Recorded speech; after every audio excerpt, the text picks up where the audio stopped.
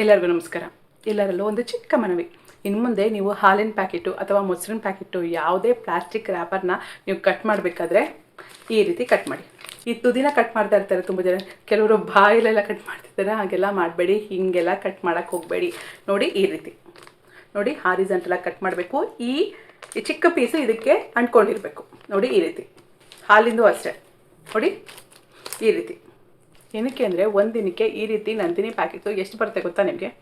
Minimum 50 lakh packets. ಇನ್ನು ಮೊಸರು ಕಡಿಮೆ ಅಂತಂದರೂ 10 ಲಕ್ಷ ಪ್ಯಾಕೆಟ್ಸ್ ಆಗುತ್ತೆ.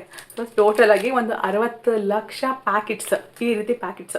ಆ ಎಲ್ಲ ಪ್ಯಾಕೆಟ್ಸ್ನು ನೀವು ಈ ರೀತಿ ಕಟ್ ಮಾಡಿದ್ರೆ 60 ಲಕ್ಷ ಪ್ಲಾಸ್ಟಿಕ್ ಪೀಸಸ್ ನಮ್ಮ ಭೂಮಿಲಿ ಸೇರುತ್ತೆ. ಒಂದು ದಿನಕ್ಕೆ, ಒಂದು ವಾರಕ್ಕೆ, ಒಂದು ತಿಂಗಳಿಗೆ, ಒಂದು ವರ್ಷಕ್ಕೆ ಎಷ್ಟು ಕೋಟಿ ಈ ಸಣ್ಣ ಪೀಸಸ್ಸು ಅಂದರೆ ಪ್ಲಾಸ್ಟಿಕ್ ಪೀಸಸ್ಸು ನಮ್ಮ ಭೂಮಿ ಸೇರ್ತಾ ಇದೆ. ಒಂದ್ಸಲ ಯೋಚನೆ ಮಾಡಿ.